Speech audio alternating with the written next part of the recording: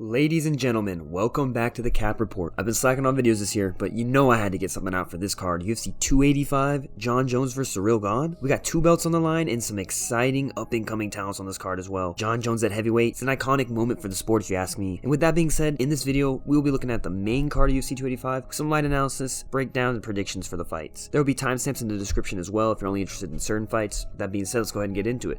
And I haven't been great on predictions this year. We're at 13 and 12 on the year, 150 and 100 all time. And before we get to the main card, some quick picks for the prelims. I've got Barrio over Marquez by knockout, Araujo by decision, Derek Brunson by TKO, and Cody Garbrandt by knockout. Now, opening up the card, we got a big debut in the middleweight division as Bo Nickal faces Jamie Pickett. Both of these guys are products of Dana White's Contender Series, but are coming into this fight on very different trajectories. This is Bo Nickal's official UFC debut, which has felt like a long time coming. He looks so dominant on the Contender Series, coming into this fight on a win streak with 2 submissions and a TKO, his longest fight only lasting a minute and 2 seconds. This is some Hamzat type numbers, if you will. Pickett's 2 of 3 in his last 5, coming into this fight on a 2-fight losing streak, both by finish. Pickett, 7 years as senior to Nickal, holds a 6-inch reach advantage, and he's got a puncher's chance in this fight, but this fight should likely be all Nickal. Just looking at the odds, Nickal opened at minus 1800, which is insane. He has such a strong base in wrestling, 3 national titles in his collegiate career. I will say there are definitely some unknowns to Nickal with so many quick finishes, but I expect the same thing here. I really don't think we're going to learn much. The prediction here is going to be Bo Nickal by first round submission. Next, we move to the lightweight division, where 10th ranked Jalen Turner faces a short notice opponent, 7th ranked Matoj Gamrot. Dan Hooker was the original opponent for Turner, but an injury forced him to pull out from this fight. Turner comes into this fight riding a 5-fight win streak capped by a performance of the night submission win in 45 seconds over Brad Riddell. Gamrot's coming in this fight off of a decision loss to Beneil Dariush, but he's won 4 of his last 5 and he didn't look bad in that Dariush fight. This is an interesting change of opponent for Turner. He goes from fighting a lanky striker to a shorter wrestler, and Gamrot is by far the most difficult opponent of Turner's career so far. Turner has quite a reach advantage and height advantage, being 5 inches taller and holding a 7-inch reach advantage, which should help by forcing Gamrot to get inside of him. But looking at the path to victory for Jalen Turner here, he's going to have to make sure he doesn't overextend his striking to provide Gamrot easy takedown. Turner does have a submission threat and could look for some neck chokes depending on how Gamrot approaches him for his takedowns. And in fighting a heavy wrestler, naturally he'll want to mix in uppercuts and knees up the middle. If he can keep the fight standing, it should hugely sway the fight in his favor, as Gamrot has struggled a little bit standing up against, higher level strikers. I think Turner possesses much more danger standing up. And for Gamrot, I think he'll have some trouble standing up, as I said initially, but if he can get inside on Turner, I think he should be able to take control of this fight. He's relentless with his takedowns, and you have to continue this trend to get the fight to the ground. But once he gets it there, I don't know if we'll necessarily see that much of a finishing ability, but he can control the fight from there and just win rounds easy. I think that if this fight ends, and his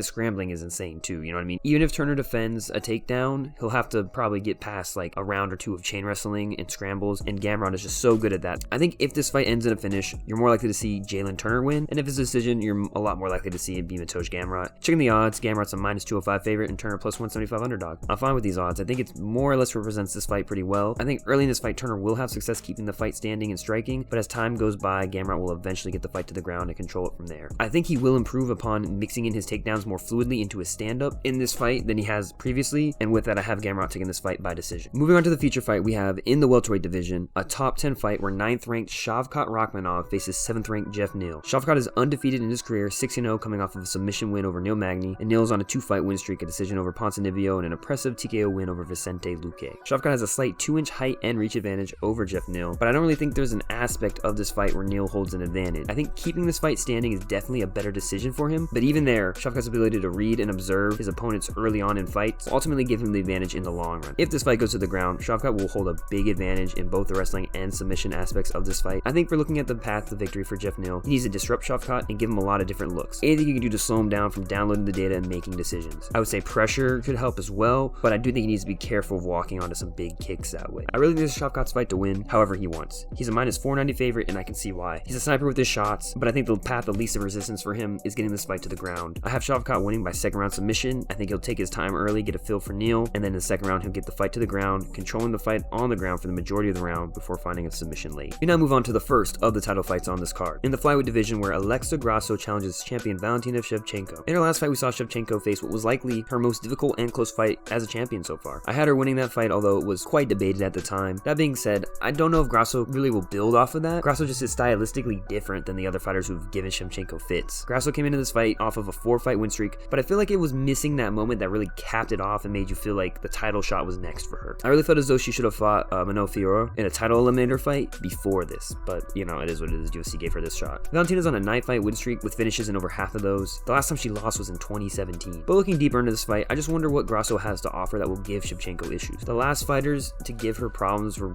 bigger fighters who had success holding her to the ground. That's not really what comes to mind with Grasso. She has a good boxing game, but that feeds into Shevchenko's strength. Shevchenko's likely better at every range standing up and is more dangerous with a variety of kicks. I think looking at past a victory for Grasso, it would have to be an early finish, maybe a flash knockout or an opportunistic submission, but I don't find those likely. I think over 5 rounds it will just be highly difficult for her to get the better out of Shevchenko in her world. Shevchenko, I think, could win this standing up or downing the fight, but I imagine she keeps it standing. Even if it goes the distance, I see it leaning in her favor. She's a minus 730 favorite, which I honestly didn't expect it to be that high. That kind of caught me off guard, actually. I think this pick is pretty obvious at this point. I'm going with Valentina Shevchenko by 3rd round knockout. I actually like Grasso a lot, but I just don't think stylistically she matches up well at all with Valentina. I think this fight stays standing up the majority of the time, and Valentina has a lot of success from range. And finally, we make it to the main event. Jon Jones returns to the UFC after his 3-year hiatus and steps into the heavyweight division, fighting former interim champ Ciryl Gane for the heavyweight title. Jones is coming off a very controversial and contested win over Dominic Reyes, and I personally had Reyes winning that fight. And Gane is coming off of a knockout win over Tai Tuivasa. There's so many fascinating questions about how this fight plays out. It's so hard to predict this fight because of all the question marks surrounding it, you know what I mean? How does Jones moving up weight affect his power and his speed? Will he have knockout power? You know, Ciryl's tied with OSP for the lowest reach disadvantage someone's had against Jones at 3 inches. How will that influence the fight? How will the time off affect Jones? Is there going to be ring rust? And how much has Gane's wrestling improved since the Ngannou fight? These all are going to play factors in this fight. I will say, I think people are living off of Jones's legacy and his older fights and finishes a little too much when they look at this fight. His last few performances, particularly against Thiago Santos and Dominic Reyes, provide worry for me. I particularly think that Reyes has plenty of things that Gane can build off of in his game plan. And I will say that coming off of layoffs, Jones has, for the most part, been able to buck the trend of kind of dropping off in performance and having ring rust. But that being said, 3 years off and at 35 it's a lot different than the previous,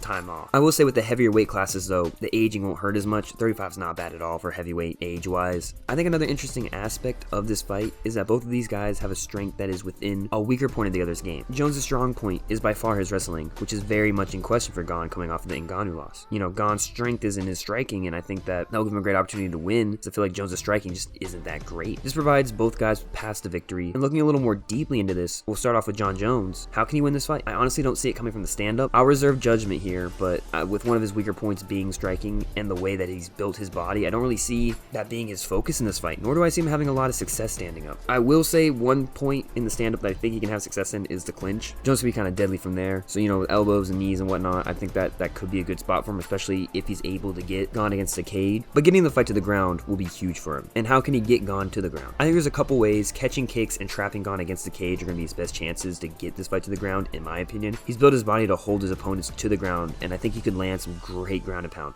And I think the way that he finishes this fight is either ground and pound or submission. Depending on how, Gane approaches this fight and how he approaches this fight on the ground, if it goes to the ground, he could expose himself to bad positions by chasing submissions, similar to the Ngannou fight. And then in terms of decisions, I definitely think it's in the realm of possibility for Jones, wins like a 48-47 or 49-46 maybe. He's able to get the fight to the ground consistently, but maybe struggles to finish it from there. And then looking at it from Gane's perspective, I think there's quite a clear speed and movement advantage here. I think that he'll be huge for his chances. His footwork and his ability to move around can keep him from getting taken down. The fight starts standing up, which is, where his strength lies in this matchup. The reach, I think, will be huge for him too. I think that's going to make Jones more cautious, like similar to how he was with OSP, and it'll provide him more opportunities for Gane to land. I think varying his shots and throwing kicks to the legs and the body will be huge for him, but he does have to be careful, in case that Jones catches one of those. I do wonder about the chances of Gane knocking out Jones. I think it's possible, but not highly likely. Gane has the power to find a knockout, but it's not necessarily through one punch. It's through, combinations going back and forth. If you look at the Tai Tuivasa fight, they kind of got to a brawl point in that.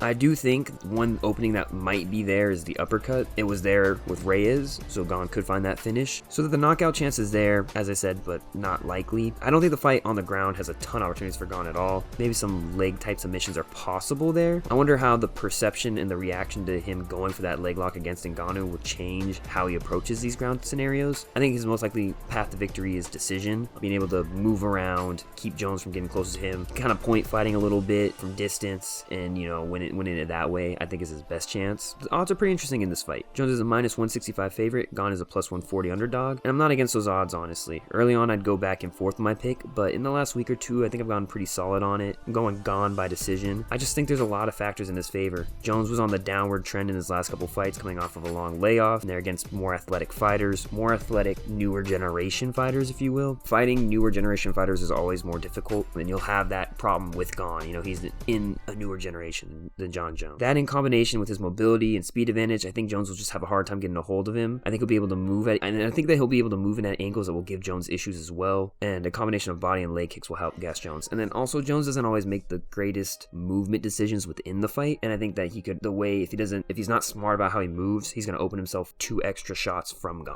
But yeah, those are my picks. How do y'all feel about them?